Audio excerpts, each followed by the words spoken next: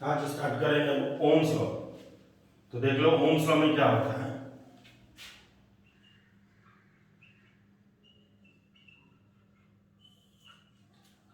क्या कहता है स्टेटमेंट और कैसे काम करता है। तो जैसे तुम वाटर के फ्लो के बारे में जानते हो कि वाटर हर समय किधर से ले जाता है, हाइयर से लोअर। अब फॉर टाइम बिंग मान लो यहाँ पे एक वाटर टैंक है, ये एक वाटर टैंक है और ये पाइपलाइन कर दी है, इस तरह से पाइप लगा दी है और यहाँ पे एक फ्लोर है, इसमें एक बकेट है, यहाँ पे एक फ्लोर है, इसमें एक बकेट है, यहाँ पे एक फ्लोर है, इसमें एक बकेट है, यहाँ पे एक फ्लोर है, इसमें एक बकेट है। तो क्या है ना, पाइपलाइन अगर कनेक्शन करते हैं तो अगर सारे बकेट का साइज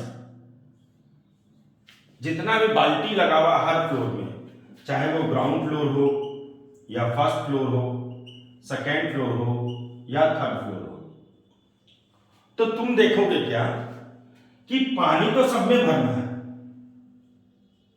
पानी सब में भरेगा, लेकिन पहले किसमें भरेगा पानी, तो इसमें भरेगा, फिर किसमें, इसमें, फिर इसमें, यानी इसमें टाइम कम लगेगा, जल्दी भर जाएगा पानी। इसका मतलब क्या हुआ, अगर ग्राउंड फ्लोर में जल्दी भर रहा है पानी, इसका मतलब ये हुआ कि the rate of flow of water is maximum in ground floor.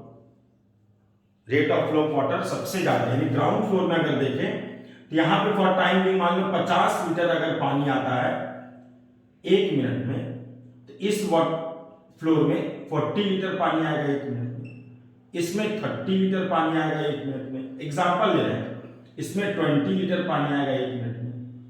यानी पानी तो सब में आएगा, लेकिन इसमें 1 मिनट में 50 लीटर भरेगा, इसमें 1 मिनट में 40 लीटर पानी आएगा, तो स्वाभाविक है जल्दी भर जाएगा। सेम ऐसे ही ओम्स ने कहा क्या, ओम्स ने कहा कि यहां पे अगर 200 वोल्ट है और यहां पे अगर 0 वोल्ट है, अगर एक बल्ब यहां और यहां के बीच में लगाए, फिर यहां पे 50 वोल्ट है, फिर यहां पे 100 वोल्ट है, फिर यहां पे 150 वोल्ट है, तो तुम अगर रेजिस्टेंस अटैच करते हो सब में एक जैसा, सब रेजिस्टेंस आ रहा है,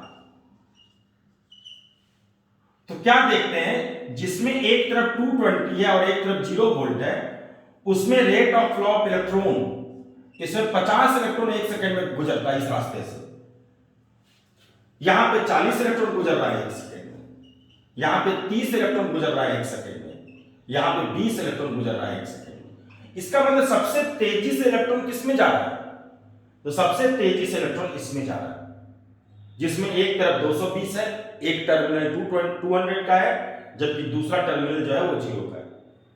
फिर इसमें कम हो गया क्योंकि इसमें डिफरेंस कम है, जैसे यहां पे हाइट का डिफरेंस, जितना ज्यादा हाइट का डिफरेंस रहेगा तो rate of flow of water उतना ज्यादा रहेगा, हाइट का डिफरेंस कम होते जा रहा है, rate of flow of water कम होते जा रहा है। सेम ऐसे यहां पे पोटेंशियल का डिफरेंस अगर ज्यादा है तो इलेक्ट्रॉन का फ्लो ज्यादा है, पोटेंशियल डिफरेंस कम हो रहा है तो इलेक्ट्रॉन का फ्लो भी क्या हो रहा है, कम हो रहा है।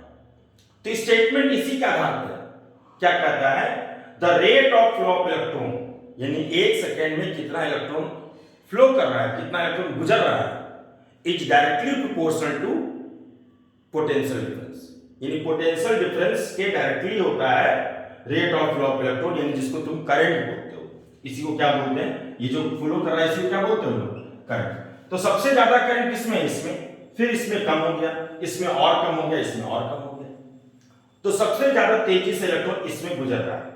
यही कहता है ओम्स का स्टेटमेंट, है ना।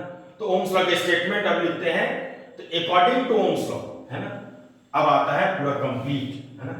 तो कंक्लूजन यही है कि पोटेंशियल डिफरेंस, जैसे हाइट का डिफरेंस ज्यादा होता है तो rate of flow of water ज्यादा होता है, ऐसे ही पोटेंशियल डिफरेंस ज्यादा होता है तो rate of flow of electron ज्यादा होता है, और rate of flow of electron को ही क्या बोलते हैं, करंट बोलते हैं, है ना। तो अगर यहां पे है 200 वोल्ट और यहां पे है 0 वोल्ट, बीच में अगर बल्ब लगाओगे तो इसको लिख रहे हैं VA से, इसको लिख रहे हैं VB से, तो ये हाइयर है और ये क्या है, लोअर है, तो करंट किधर से किधर जाएगा, हाइयर से लोअर। यही करता है। यानी इसको थ्योरेटिकल वे में अगर ऐसे देखें कि अगर VA और VB में अगर VA बड़ा है VB से, यानी A का पोटेंशियल B के पोटेंशियल से ज्यादा है, तो करंट किधर से जाएगा, A से B की तरफ जाएगा, जैसे वाटर का फ्लो होता है। क्या कहता है स्टेटमेंट कि इन दोनों के बीच का जो पोटेंशियल डिफरेंस होगा, जितना ज्यादा अंतर होगा उतना तेजी से इलेक्ट्रॉन का फ्लो होगा, यानी करंट उतना ज्यादा होगा। तो स्टेटमेंट क्या था, स्टेटमेंट लिख रहे हैं, स्टेटमेंट क्या है, at constant temperature, at constant temperature potential difference is directly proportional to current. यही कहा किसके होता है, डायरेक्टली प्रोपोर्शनल टू करंट होता है।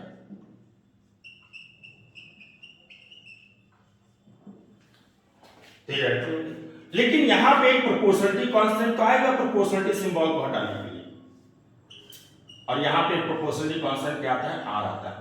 लेकिन एक मन में प्रश्न उठता है, क्या प्रश्न उठता है कि स्टेटमेंट में बोला गया है एट कांस्टेंट टेम्परेचर, तो प्रोपोर्शनलिटी कांस्टेंट टेम्परेचर नहीं आकर के रेजिस्टेंस क्यों आया, आना चाहिए। स्टेटमेंट में टेम्परेचर है तो रेजिस्टेंस कैसे आ गया। तो इसके लिए जो कल का क्लास है उसको ध्यान रखना है, जो प्रीवियस कल जो पढ़ा है उसको ध्यान रखना। प्रीवियस क्लास में क्या बताए थे, रेजिस्टेंस और टेम्परेचर में कल रिलेशन लिखे थे, क्या होता है, R final equal to R initial into 1 plus alpha delta T. अगर टेम्परेचर चेंज करता है तो रेजिस्टेंस भी चेंज करता है, और अल्फा को बोलते हैं कोफिशिएंट ऑफ रेजिस्टिविटी। तो अभी क्या बोला गया, अगर टेम्परेचर कांस्टेंट रहेगा, इफ टेम्परेचर इज कांस्टेंट, यानी टेम्परेचर नहीं बदल रहा, अगर पहले है 30 डिग्री तो बाद में भी है 30 डिग्री, तो अगर टेम्परेचर कांस्टेंट, इसका मतलब इनिशियल टेम्परेचर और फाइनल टेम्परेचर क्या है, बिल्कुल एक समान। तो अगर इनिशियल और फाइनल अगर एक समान है, इसका चेंज इन टेम्परेचर कितना हो जाएगा, 0, कुछ बदला ही नहीं। अगर शुरू में भी 30 डिग्री अब बाद में भी 30 डिग्री, तो बताओ तो परिवर्तन कितना होगा, कुछ नहीं होगा परिवर्तन। तो बताओ तो हम लोग क्या जानते हैं, रेजिस्टेंस और टेम्परेचर में रिलेशन क्या होता है, ये होता है। और कह रहे हैं कि अगर टेम्परेचर नहीं बदलेगा तो क्या होगा, तब तो ये चीज 0 हो जाएगा, डेल्टा टी 0 हो जाएगा।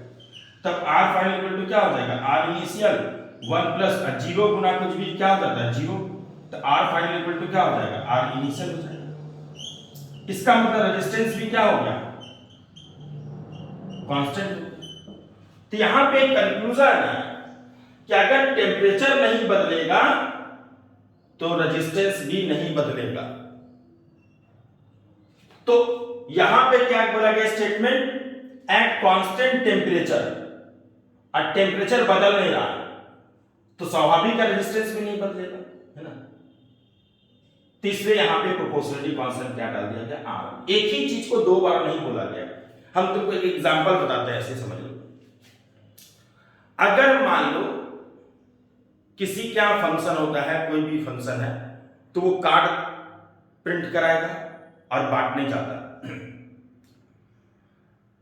तो जैसे मान लो मेरे यहां अगर आना है तो मेरे पिताजी तो भी जीवित है, तो क्या होगा, मेरे पिताजी के नाम से कार्ड दे दिया, ठीक।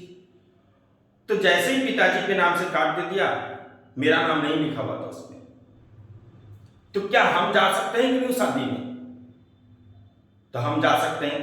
यानी मेरे फैमिली में जो भी है वो सब जा सकते हैं, क्योंकि फादर के नाम से कार्ड है जो सीनियर मोस्ट है।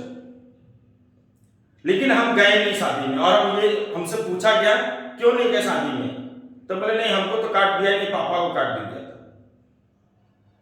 तो गलत है। जब फादर को कार्ड दे ही दिया गया तो आपको अलग से थोड़ी कोई कार्ड देगा, तो उसी में अंडरस्टूड है कि पापा को अगर कार्ड मिल गया है तो इसका मतलब आप भी इनवाइटेड हैं, ये अंडरस्टूड है, ये खुद ब खुद है ना।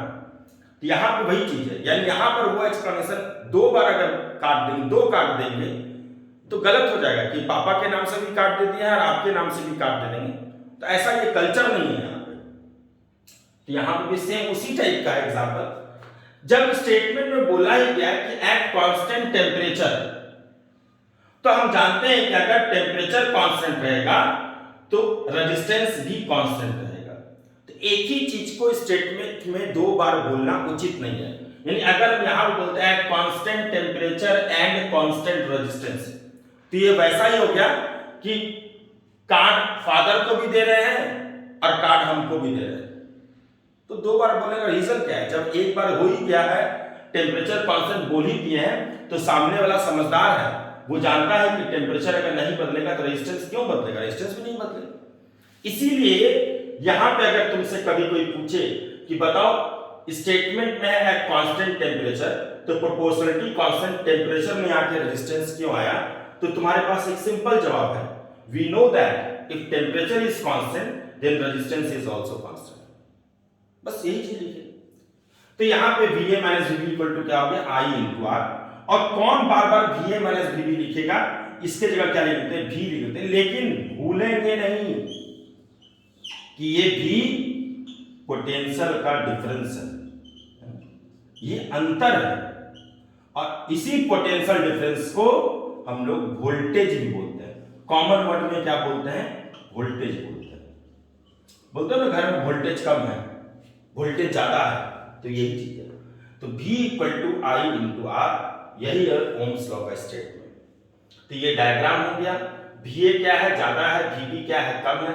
करंट का फ्लो किधर से जाएगा, A से B की तरफ जाएगा, VA ज्यादा लिख दिए हैं। क्या कहता है स्टेटमेंट की पोटेंशियल डिफरेंस होता है वो डायरेक्टली किसके होता है, करंट के होता है। और प्रोपोर्शनलिटी कांस्टेंट क्यों आया, R आ गया, क्यों आया, रीजन समझ में आ गया, टेम्परेचर है कांस्टेंट तो रेजिस्टेंस कांस्टेंट रहेगा। कौन बार बार VA माइनस VB लिखेंगे, हम लोग V इक्वल टू I लिखते हैं, लेकिन ये ध्यान रखेंगे कि ये पोटेंशियल डिफरेंस है। दूसरा सबसे इंपॉर्टेंट पार्ट क्या है कि ये जो फार्मूला होता है V इक्वल टू I, ये जो तुम पहले से ही पढ़ रहे हो, ये फार्मूला सिर्फ और सिर्फ रेजिस्टेंस में लगा सकते हो, और वो भी रेजिस्टेंस के दोनों टर्मिनल के बीच का है ये फार्मूला। यानी V इक्वल टू IR जो फार्मूला है, ध्यान से सुनना, V इक्वल टू IR जो फार्मूला है, ये फार्मूला में V जो होता है यानी पोटेंशियल डिफरेंस होता है, वो रेजिस्टेंस के दोनों टर्मिनल के बीच का होता है।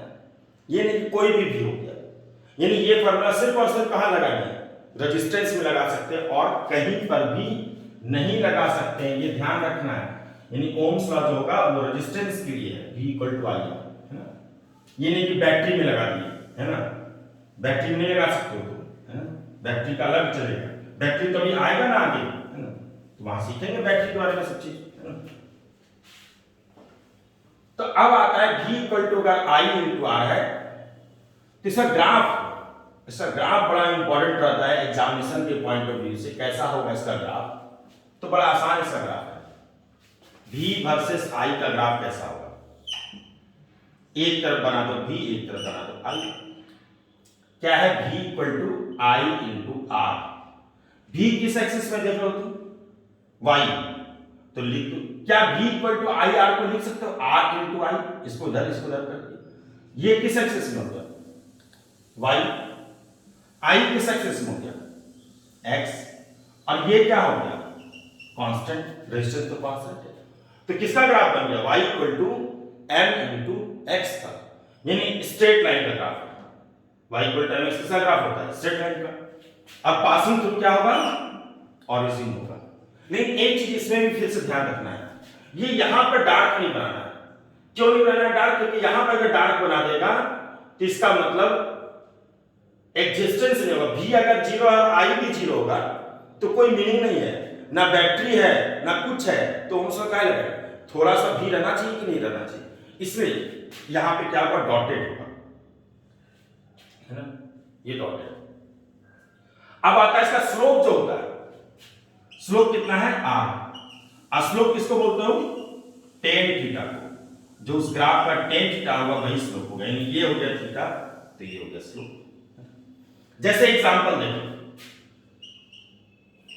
ये V वर्सेस I का ग्राफ दे देगा ये ऐसे करके, और कहेगा कि 30 डिग्री है ये एंगल, तो कहेगा बताओ तो रेजिस्टेंस क्या होगा। तो हम जानते हैं V वर्सेस I के ग्राफ का स्लोप ही बताता है रेजिस्टेंस, इसलिए tan थीटा इक्वल टू क्या होगा, R होगा, और थीटा कितना दिया हुआ है 30 डिग्री, तो tan 30 कितना होता है सबको पता रहता है 1/√3, इसका मतलब रेजिस्टेंस होगा वो 1/√3 ओम, क्योंकि रेजिस्टेंस का यूनिट ओम होता है इसलिए 1/√3, ठीक है। यानी V वर्सेस I का ग्राफ दिया हुआ था, हमसे पूछा गया था रेजिस्टेंस, हम जानते हैं जो स्लोप होता है वही रेजिस्टेंस होता है। तो V एक तरफ है, I एक तरफ है, V किस एक्सिस में हो गया, y एक्सिस में, I किस एक्सिस में, x एक्सिस में, R क्या हो गया, स्लोप हो गया, स्लोप मतलब tan थीटा, तो यहां से tan थीटा हो गया। एग्जांपल ये कर दिया।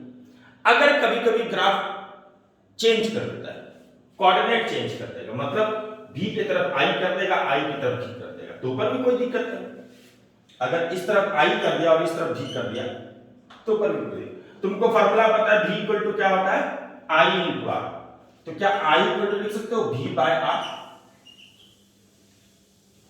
एक चीज ध्यान रखो, जब भी कोई भी ग्राफ बनाना है तो y एक्सिस को हर समय अकेला छोड़ना है ना, y एक्सिस को अकेला छोड़ोगे तो क्या होगा, ग्राफ जो होगा वो इजीली बन जाएगा। तो I इक्वल टू क्या 1/r इनटू v, I किस एक्सिस में है, y एक्सिस में, v किस एक्सिस में, देख लो तुम्हारे सामने, v किस एक्सिस में, x एक्सिस में, I y एक्सिस में, और ये तो कांस्टेंट है। लेकिन इस बार जो स्लोप है वो 1/r है, इस बार जो स्लोप है वो कितना है 1/r, ग्राफ तो अभी भी y इक्वल टू mx का ही रहेगा, लेकिन स्लोप कितना होगा 1/r, यानी इस बार जो tan थीटा होगा वो 1/r के बराबर होगा। यानी इस बार r निकालने के लिए तुमको क्या करना होगा, 1/tan थीटा करना होगा।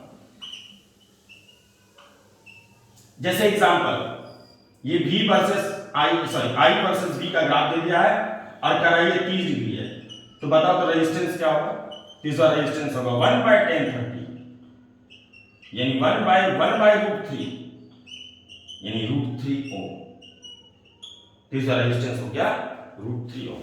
यानी अगर कोऑर्डिनेट चेंज करेगा तो तुम एक उसके अकॉर्डिंग यहां पे चेंज कर लिए, है ना, ये चीज क्लियर है सबको, ठीक है। अब चलो आगे करते हैं।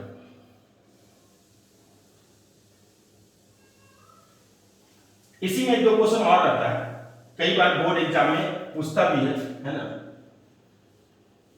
तो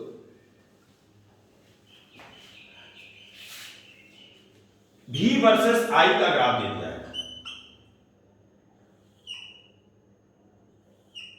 ये दे दिया गया 30 डिग्री, ये दे दिया गया 60 डिग्री, इसका वैल्यू R1 है, इसका वैल्यू R2 है।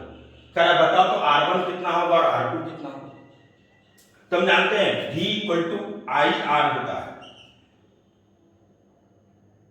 इसको लिख सकते हैं V equal to I R को R I, ये y एक्सिस में है, ये x एक्सिस में है, तो ये पक्का हो गया कि स्लोप होगा, यानी जो tan थीटा होगा, यानी इस बार R कितना है tan थीटा, m मतलब tan थीटा, तो R1 कितना हो जाएगा tan 30 और R2 कितना हो जाएगा tan 60, यानी √3, और ये कितना हो गया 1/√3। तो कह रहा बताओ तो R1 और R2 में कौन ज्यादा होगा, तो दिख गया ये √3 और ये 1/√3, तो R2 और R1 में R2 क्या हो गया, ज्यादा हो गया एज कंपेयर टू R1। इसी में एक और क्वेश्चन बड़ा इंपॉर्टेंट रहता है, कह रहा यहां का टेम्परेचर दे दिया है T1 और यहां का टेम्परेचर है T2, कह रहा बताओ तो T1 और T2 में कौन ज्यादा होगा। तो हम रेजिस्टेंस और टेम्परेचर में रिलेशन जानते हैं, क्या होता है R final equal to R initial into 1 plus alpha delta T।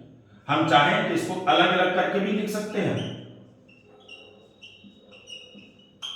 ये कांस्टेंट ये कांस्टेंट ये कांस्टेंट, खाली बदलने वाला चीज नहीं है। इस तरह जिसका टेम्परेचर ज्यादा उसका रेजिस्टेंस भी क्या होगा, ये बढ़ेगा तो स्वाभाविक है ये बढ़ेगा, ये कम होगा तो ये भी कम होगा।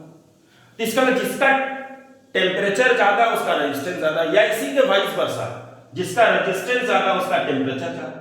तो तुम क्या देख पा रहे हो कि R1 और R2 में R2 ज्यादा है R1 से, यानी ये बड़ा हुआ ये छोटा हुआ, और यहां का टेम्परेचर कितना मेंशन है T2, यहां का टेम्परेचर कितना मेंशन है T1, तो स्वाभाविक है ये T2 क्या होगा, ज्यादा होगा।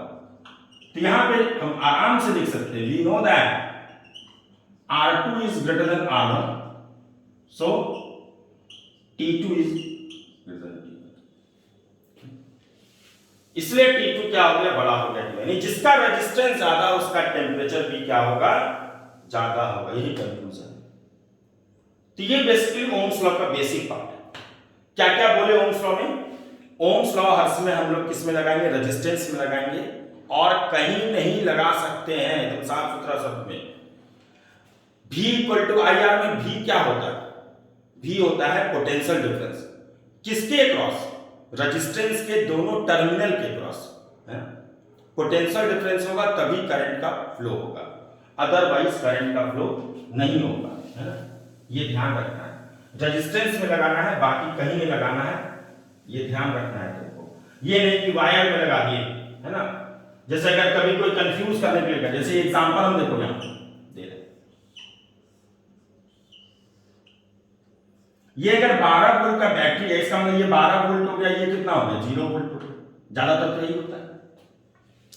कर रेजिस्टेंस दिया हुआ है 4 ओम, तो बताओ तो करंट कितना होगा। अच्छा ये 12 वोल्ट है, तो ये तो वही तार है, तो यहां तक तो 12 वोल्ट ही रहेगा। ये वही तार है, यहां तक तो 12 वोल्ट रहेगा। ये वही तार है, यहां तक तो 12 वोल्ट रहेगा। अच्छा ये 0 वोल्ट है, तो यहां तक तो 0 वोल्ट रहेगा। यहां पर कितना रहेगा, 0 वोल्ट रहेगा। यहां पर कितना रहेगा, 0 वोल्ट रहेगा। करंट फ्लो करेगा ही करेगा। तो तुमको यहां पर ओम्स लॉ लगाना है, ये इस दोनों के बीच में A और B, यहां पे 12, यहां पे 0, तो पोटेंशियल डिफरेंस कितना होगा, 12 minus 0 equal to I into 4। तो यहां से I आ गया कितना, 3 एम्पियर। देखो ये संयोग है तुम्हारा, अभी हम लोग आगे पढ़ेंगे केवीएल, किरचॉफ्स लॉ, कि तुम बोलोगे नहीं आप इतना घुमा के बता रहे हैं, हम डायरेक्ट 12 इसको नहीं लिख सकते थे। तो देखो ये बैटरी है, और हम बोले कि ओम्स लॉ बैटरी में नहीं लगा सकते, किसमें लगाएंगे, रेजिस्टेंस में। यहां पे संयोग इसलिए बैठ गया क्योंकि एक ही बैटरी और एक ही रेजिस्टेंस है, इसलिए इन दोनों बैटरी के बीच का जो पोटेंशियल डिफरेंस है, संयोग से वही दोनों पोटेंशियल डिफरेंस रेजिस्टेंस के बीच का भी है, क्योंकि दूसरा कोई रेजिस्टेंस नहीं है और ना ही कोई दूसरा बैटरी भी है, एक ही बैटरी है, एक ही रेजिस्टेंस है। इसलिए तुम्हारा काम कर गया कि V equal to I R में हम भी ये सोच रहे थे, नहीं ये भी होता नहीं है। अभी संयोग अच्छा है कि ये भी और ये भी मैच कर गया, इसलिए यहां पे काम कर गया तुम्हारा, जैसा हम लोग 9th-10th लेवल में कर। लेकिन जैसे ही इसके आगे अभी आएगा, एक से अधिक बैटरी आएगा, एक से अधिक रेजिस्टेंस आएगा, तब दिक्कत होना स्टार्ट हो जाएगा। तब उसके लिए हम लोग पढ़ते हैं किरचॉफ्स लॉ, है ना। तो पूरे 12th में सबसे ज्यादा इंपॉर्टेंट जो है वो किरचॉफ्स लॉ ही है, किरचॉफ्स वोल्टेज लॉ सबसे ज्यादा यूज होगा। जैसे तुम याद करो 11th में न्यूटन्स लॉ, एफडीटी बनाना, उसका इक्वेशन लिखना, कितना बार आता था, बार बार फ्री बॉडी डायग्राम आता था। तो यहाँ पे जैसे वो इंपॉर्टेंट था 11th में, वैसे यहाँ पे 12th में KVL, Kirchhoff's voltage law important है, जो तुमको नेक्स्ट क्लास में पढ़ाएंगे, है ना, वो बताएंगे। तो ये 12 वोल्ट है और ये कितना है, 0 वोल्ट है, तो ये पक्का होगा कि यहाँ पे मैच कर गया, इसलिए I इक्वल टू 3 एम्पीयर, है ना। अब यहाँ पे डाउट रहता है कई सारे स्टूडेंट को, करंट कितना आ गया, 3 एम्पीयर, और हम जानते हैं जितना आउटगोइंग उतना इनकमिंग होना चाहिए। कई बार कंफ्यूज करने के लिए आदमी को ऐसे कर सकते हो, अच्छा ये 12 वोल्ट है, यहां पे भी 12 वोल्ट है, तो पोटेंशियल डिफरेंस तो है नहीं, तो करंट कैसे जा रहा है, 3 एम्पीयर। ओम्स ने तो ये कहा था कि पोटेंशियल डिफरेंस होगा तब करंट होगा, तो यहां पे 12 और यहां पे भी 12, तो करंट तो 0 होना चाहिए था। तो तुम्हारे पास तुरंत रीजन होगा, तुम तुरंत जवाब दोगे कि यहां पर 12 है और यहां पर 12 है, उसके बावजूद भी करंट इसलिए फ्लो करेगा क्योंकि आप जो हमको ओम्स लॉ बता रहे हैं यहां लगाने के लिए, यहां पर ओम्स लॉ लगता ही नहीं, है ना। ओम्स लॉ तो सिर्फ रेजिस्टेंस में लगेगा, ना तार में लगेगा, ना बैटरी में लगेगा, इन सब जगह ओम्स लॉ नहीं लगेगा। इसलिए यहां पे कंफ्यूजन होना ही नहीं चाहिए कि ये 12 है और ये 12 है, दोनों का पोटेंशियल सेम है, तो फिर कैसे करंट फ्लो कर रहा है। यहां पे कंफ्यूजन इसलिए नहीं होना चाहिए क्योंकि यहां पर ओम्स लॉ नहीं लगा सकते, है ना। तो इसलिए यहां पे करंट कितना होगा, 3 एम्पियर ही होगा। यहां पे ओम्स लॉ वैलिड नहीं, ओम्स लॉ सिर्फ इस जगह वैलिड है और कहीं नहीं वैलिड है, तो ये ध्यान रखना, इसलिए कोई कंफ्यूज नहीं कर सकता है तुमको, है ना? तो ये पूरा कंप्लीट है ओम्स लॉ का पार्ट, है ना। और अब आता है सबसे important part, Kirchhoff's voltage law, पूरे 12 का सबसे इंपॉर्टेंट पार्ट, है ना। तो नेक्स्ट क्लास में हम लोग वही सीखेंगे। चलो ओके, आज के लिए इतना ही, थैंक यू।